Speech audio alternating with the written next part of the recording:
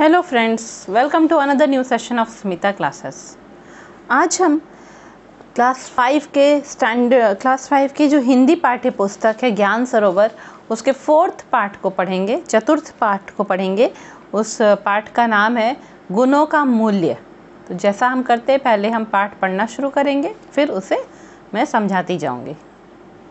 पुराने समय से ही अपने देश में मगध राज्य को बहुत अच्छा माना जाता है। यहाँ का राजा अपनी प्रजा का ध्यान अपने पुत्रों के समान रखता था। उसके राज्य में प्रजा कैसी रहती है, राजा के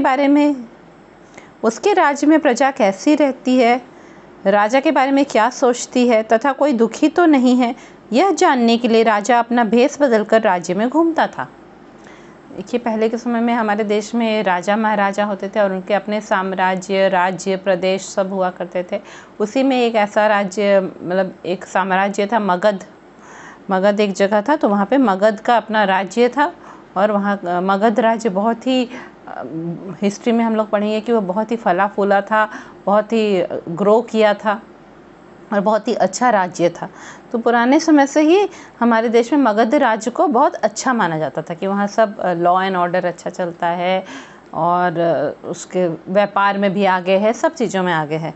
तो मगध प्रदेश का राजा बहुत अच्छा था। वह अपनी प्रजा को अपने पुत्रों के समान, अपने बेटों के समान, अपने संतान के समान मानता था और यह जानना चाहता था कि उसकी प्रजा में कौन दुखी है और राजा के बारे में क्या सोचती है, कोई दुखी तो नहीं है। यह जानने के लिए राजा क्या करता था, कई बार भेष बदलकर पूरे राज्य में घूमता था, यह जानने के लिए कि प्रजा का क्या हाल है। एक बार राजा भेष बदलकर मेले में घूम रहा था। उसकी दृष्टि एक तोते बेचने वाले व्यक्ति पर पड़ी, जिसके पास अलग अलग पिंजरों में 2 तोते थे। एक तोते का रंग हल्का हरा था और दूसरे का गहरा हरा था। राजा ने तोते बेचने वाले के पास जाकर उससे पूछा, तुम्हारे इन तोतों का क्या मूल्य है? तोते बेचने वाले ने राजा की बात पर ध्यान नहीं दिया। वह उपेक्षा करता हुआ मौन बैठा रहा। राजा ने फिर उच्च स्वर में क्रोध सा दिखाते हुए पुनः तोते का मूल्य पूछा। इस बार तोते वाले ने राजा की बात पर ध्यान दिया। राजा का सादा भेष देखकर उसने हल्के हरे रंग वाले तोते के पिंजरे की ओर इशारा करते हुए कहा, इस तोते की कीमत 5 रुपए है। ठीक है, तो एक बार क्या हुआ, राजा ऐसे ही भेष बदल कर कहाँ घूम रहे थे, मेले में घूम रहे थे। ठीक है, तभी उनकी दृष्टि मतलब उनकी नज़र पड़ी किस व्यक्ति पर, एक व्यक्ति जो तोते बेच रहा था, पैरोट्स को सेल कर रहा था। ठीक है, राजा ने देखा कि उसके पास 2 अलग अलग पिंजरे हैं। एक पिंजरे में डार्क ग्रीन कलर का तोता है और एक पिंजरे में लाइट ग्रीन कलर का तोता है। ठीक है, फिर राजा जाके उस व्यक्ति से पूछे कि तुम्हारे जो है इन तोतों का क्या मूल्य है, ये दोनों पैरट्स का क्या प्राइस तुमने रखा है, राजा ने पूछा। तो वो जो तोता सेलर था, तो पैरट सेलर था, उसने राजा की बात पर ध्यान नहीं दिया। वह उपेक्षा करता हुआ मौन बैठा रहा। उपेक्षा करता हुआ मतलब किसी की बात को नेग्लेक्ट करना, ध्यान नहीं देना और चुपचाप, मौन मतलब चुपचाप बैठे रहना। उसने राजा की बात पर टोटली ध्यान ही नहीं दिया। राजा ने पुनः थोड़ा क्रोधित स्वर में कहा, है ना, राजा को अच्छा नहीं लगा कि उसने मेरी बात पे ध्यान नहीं दिया। इसलिए राजा फिर से थोड़ा गुस्सा होके थोड़ा उसको ज़ोर से बोले, क्रोधित स्वर में और उच्च स्वर में, मतलब ज़ोर की आवाज़ में उन्होंने उसको फिर से पूछा कि तुम्हारे इन तोतों का मूल्य क्या है, इनका प्राइस क्या है।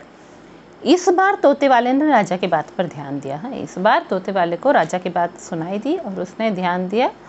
उसने देखा कि राजा, वो तो नहीं जान पाया कि यह राजा है। वो सिंपल ड्रेस में थे, सादे भेष में थे, है ना, सिंपल ड्रेस में थे। डिस्गाइस, भेष मतलब डिस्गाइस, तो वह भेष बदले हुए थे, दूसरे भेष में थे। भेष बदलना मतलब डिस्गाइस करना, और एकदम सिंपल कोई गांव वाले के जैसे थे।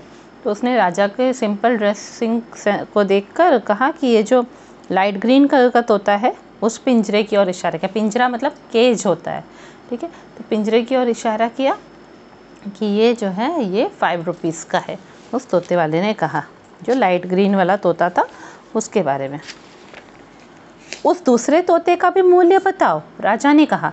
तोते वाले ने राजा की ओर देखते हुए उच्च स्वर से कहा, इस गहरे हरे रंग वाले तोते की कीमत 500 रुपये है। राजा ने विस्मय से उस व्यक्ति की ओर देखते हुए पूछा, दोनों के मूल्य में इतना बड़ा अंतर कैसे हो सकता है? तब तोते बेचने वाले ने राजा से कहा, आप 5 रुपये वाले तोते को ले लो, दूसरे को रहने दो। श्रीमान जी, यह मूल्य इन तोतों का नहीं, इनके गुणों का है। जिसे आप खरीदने पर ही समझ सकते हैं। इन दोनों का मूल्य यही लगेगा। राजा ने कौतूहलवश तोते वाले से कहा, ठीक है, तुम ये दोनों तोते मुझे दे दो। तो तोते वाले ने राजा को सिर्फ लाइट ग्रीन वाले तोते का प्राइस बताया। तब राजा ने बोला कि ठीक है, वो दूसरे तोते का जो डार्क ग्रीन वाला तोता है उसका भी प्राइस मुझे बताओ। ठीक है, तब वो तोते वालों ने राजा को फिर से देखा और थोड़े ऊंची आवाज़ में कहा, उच्च स्वर मतलब ऊंची आवाज़ में कहा कि ये जो गहरे हरे रंग वाला, ये जो डार्क ग्रीन वाला तोता है उसका प्राइस 500 रुपीज़ है। हाँ, राजा ने विस्मय से उस व्यक्ति की ओर देखा, मतलब आश्चर्य हो कि राजा उस आदमी की देख रहे हैं कि दोनों तो तोता ही है, एक तोता 5 रुपए का और एक तोता 500 रुपए का। राजा ने बोला कि दोनों के मूल्य में इतना बड़ा अंतर कैसे हो सकता है? दोनों के प्राइस में इतना अंतर कैसे हो सकता है कि एक 5 रुपीज़ का, एक 500 रुपीज़ का? तब दो तोते बेचने वाले आदमी ने राजा से क्या कहा कि आप जो है ये 5 रुपए वाला ही तोता को ले लो, ये दूसरे वाले को छोड़ दो। उसने कहा कि दोनों के मूल्य में इसलिए अंतर है क्योंकि इनके गुण अलग है। हाँ, इनके गुणों के हिसाब से ही इनका मूल्य है, और जब आप खरीदेंगे तब आप जान पाएंगे कि इनके गुण कैसे हैं। हाँ, और मैंने ऐसी कीमत क्यों रखी है। राजा ने कौतूहलवश, हाँ, राजा सोचे कि कौतूहलवश मतलब क्यूरोसिटी से, यह जानने के लिए कि आखिर तोता का भी कैसा गुण है। हाँ, यह जानने के लिए उन्होंने तोते बेचने वाले से दोनों तोते खरीद लिए। बोले कि मुझे ये दोनों तोते दे दो, एक 500 रुपये में, एक 5 रुपये में। राजा दोनों तोते लेकर राजमहल में आ गया। अब दोनों तोते के पिंजरों को अलग अलग कमरे में टांग दिया। संध्या काल में जैसे ही राजा हल्के रंग वाले तोते के कमरे में गया, उसे बड़ी कड़वी और कर्कश आवाज़ में भद्दे भद्दे अपशब्द सुनने को मिले। राजा का खून खौल उठा। इच्छा हुआ कि अभी इस तोते की गर्दन मरोड़ दी जाए, किंतु अभी एक और परीक्षा लेने की बात सोचकर राजा ने क्रोध को काबू में किया और दूसरे तोते के विषय में जानने के लिए उसके कमरे में चले गए। अभी वे बाहर द्वार पर ही पहुंचे थे कि सुनाई पड़ा, पधारिए कृपा निधान, अंदर प्रवेश करके अपने चरण कमलों से इस कक्ष की शोभा बढ़ाइए। आपने बड़ी कृपा की जो दर्शन देने के लिए पधारे। कहिए मेरे लिए क्या आज्ञा है, कोई सेवा हो तो बताइए। राजा बहुत प्रसन्न हुए, उनका क्रोध भी जाता रहा। राजा बहुत प्रसन्नचित्त हो गए। अब राजा को दोनों तोतों के मूल्य का अंतर और महत्व समझ में आ गया था।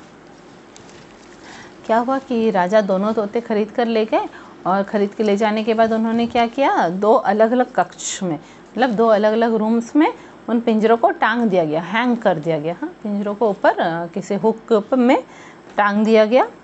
और शाम जैसे ही हुई, संध्या काल मतलब शाम का समय, इवनिंग जैसे ही हुआ, राजा किस कमरे में गया, जिस कमरे में वो हल्के रंग वाले तोता, हल्के हरे रंग वाला तोता रखा गया था। जैसे ही राजा उस कमरे में गया, उसे बड़ी कड़वी और कर्कश आवाज़ में भद्दे भद्दे अपशब्द सुनने को मिले।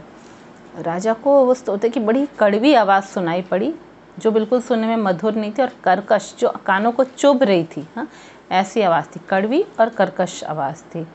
जो चुभ रही थी कानों को वह कर्कश, और कड़वी मतलब जो बिल्कुल भी मधुर नहीं लगे।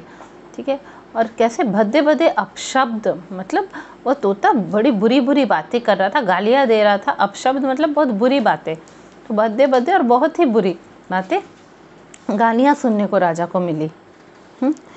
तो कैसा बोल रहा होगा वो तोता कि अरे साले तू यहाँ आ गया, आज मैं तुझे बताता हूँ, तेरी अभी हालत ख़राब कर देता हूँ। इस तरह से तोता बोल रहा था। राजा का खून खौल उठा, मतलब राजा को बहुत ही गुस्सा आया ये सब खराब बात सुन के। एक तो वह राजा था, उसे इस तरह की बातें सुनने की अभ्यास नहीं था, आदत नहीं थी। ऊपर से उनके राज्य में तो सब अच्छे से सब एक दूसरे से बातें करते थे। तो राजा को बहुत ही गुस्सा आया, उनका खून खौल उठा। ठीक है, उनको क्या इच्छा हुई कि अभी इस तोते की गर्दन को मरोड़ दें। हाँ, उसके गर्दन को मोड़ के उसका डेथ हो जाए तोते को। राजा को यही इच्छा है कि उसकी गर्दन को मरोड़ दिया जाए। पर अभी राजा को एक और परीक्षा लेनी थी, मतलब और एक जो डार्क ग्रीन वाला तोता था उसको भी टेस्ट करना था। इसलिए राजा ने क्या किया, अपने क्रोध को काबू में किया। है ना, हम लोग को भी जब बहुत गुस्सा आता है, हम लोग कोशिश करते हैं ना अपने गुस्से को कंट्रोल करें, क्योंकि हम लोग गुस्से में हमारे मुंह से भी कुछ अपशब्द निकल जाएंगे, तो गुस्से को कंट्रोल करने की कोशिश करते हैं। इसी तरह राजा ने भी अपने क्रोध मतलब गुस्से को काबू किया, और वह दूसरे तोता के विषय में वो जानना चाह रहे थे कि दूसरा वाला तोता कैसा है। उसको जानने के लिए वो दूसरे वाले कमरे में गए, जहाँ जो है जो है जो गहरे हरे रंग वाला तोता था। राजा वहाँ जैसे ही उस कमरे के दरवाजे पर ही पहुँचे थे, द्वार पर ही पहुँचे थे, उन्हें बड़ी मधुर आवाज़ सुनाई दी और कितनी अच्छी बातें सुनाई दी। वह तोता क्या कह रहा था? पधारिये कृपा निधान। मतलब कि आइए आइए कृपा करने वाले, कृपा निधान मतलब कृपा करने वाले, आइए कृपा करने वाले, अंदर प्रवेश करके अपने चरण कमलों से इस कक्ष की शोभा बढ़ाइए। मतलब अंदर आइए, आपके पैर, शुभ पैर इस कमरे में पड़ेंगे तो आपके शुभ पैर को ही चरण कमल बोल रहा है ना। आपके शुभ पैर इस कमरे में पड़ेंगे तो यह कक्ष और भी सुंदर दिखेगा, इस कक्ष की शोभा बढ़ जाएगी, अट्रैक्शन बढ़ जाएगा इस रूम का। ठीक है, आपने बड़ी कृपा की जो दर्शन देने के लिए पधारे। तो तब कितने अच्छे से बोल रहा है कि आप आए हैं दर्शन देने के लिए, मैं आपसे मिल सकूं, इसीलिए आप आए हैं, तो आपकी बड़ी कृपा हुई। हाँ, मतलब मुझे बहुत खुशी हुई कि आप यहाँ आए हैं। कहिए मेरे लिए क्या आ गया, कोई सेवा हो तो बताइए। वो तोता कितने अच्छे से बोल रहा है, जैसे कि वह राजा को रिस्पेक्ट दे रहा है और वह बोल रहा है कि मेरे लिए क्या आ गया है। हाँ, आप मुझे कमांड दीजिए, ऑर्डर दीजिए, मैं आपके लिए क्या सेवा कर सकता हूँ, what service can I provide to you. ये इतने प्यार से उसने बोला। राजा बहुत प्रसन्न हुए। हाँ, राजा को बहुत खुशी हुई यह बात सुन के, तोते की बात सुन के। उनका जितना खून खौल चुका था, जितना भी गुस्सा उस कमरे में आया था, इस कमरे में आके वह गुस्सा पूरा कम हो गया। वह बहुत ही खुश हो गए, प्रसन्नचित हो गए, मतलब वह बहुत ही खुश हो गए। अब राजा को दोनों तोतों के मूल्य का अंतर और महत्व समझ में आ गया था, है ना। वो तोते बेचने वाले ने बोला था ना कि दोनों के प्राइस में डिफरेंस क्या है, मूल्य का अंतर क्या है, यह राजा को समझ में आया। और महत्व भी, इम्पोर्टेंस भी, कि अगर किसी से इस तरह की ख़राब बातें सुने तो कैसे हमारे मन में चेंजेस होता है, और किसी से अच्छी बातें सुने तो मन कैसे खुश हो जाता है। ये इम्पोर्टेंस भी राजा को समझ में आया। राजा को दोनों तोतों की भाषा में आए अंतर का कारण जानने की जिज्ञासा हुई। उन्होंने तोते बेचने वाले व्यक्ति को राज दरबार में बुलाकर उससे पूछा कि इनकी भाषा में इस प्रकार का अंतर किस कारण आया। तब तोते बेचने वाले ने राजा से कारण बताते हुए कहा, पहले तोते का पालन पोषण एक असभ्य परिवार में हुआ है, जबकि दूसरे तोते की शिक्षा दीक्षा एक उच्च संस्कार वाले परिवार में हुई है, जहाँ उसे मीठा बोलने की शिक्षा दी गई है। अब राजा को अंतर समझते देर न लगी। उनके सामने एक ही रंग के कौवे और कोयल का रूप उभर आया। ठीक है, तो क्या हुआ कि राजा यह जानना चाहे कि आखिर क्या बात है, एक तोता इस तरह की बातें बोल रहा है और एक तोता इतनी मधुर बातें बोल रहा है। उन्होंने वो तोते बेचने वाले को कहाँ पे बुलाया? अपने कोर्ट में बुलाया, अपने राजा के दरबार में बुलाया। और चूँकि राजा को जिज्ञासा थी, क्यूरोसिटी थे, उन्होंने पूछा क्या बात है कि इनकी भाषा में इस प्रकार का अंतर किस कारण आया, इनके लैंग्वेज में इस तरह का डिफरेंस क्यों है। राजा ने उसको पूछा। तब तोते बेचने वाले ने क्या कारण बताया, रीज़न क्या बताया कि पहले तोते का पालन पोषण एक असभ्य परिवार में हुआ है। मतलब एक ऐसे फैमिली में पहले तोते को रखा गया था जहाँ के लोग आपस में ही अच्छे से बातें नहीं करते थे, इसी तरह से अपशब्द बोलकर बातें करते थे। और इसीलिए वह यह तोता वहाँ रहा तो वो भी इस तरह के अपशब्द बातें करना सीख गया। जबकि दूसरे तोते की शिक्षा दीक्षा एक उच्च संस्कार वाले परिवार में हुई है।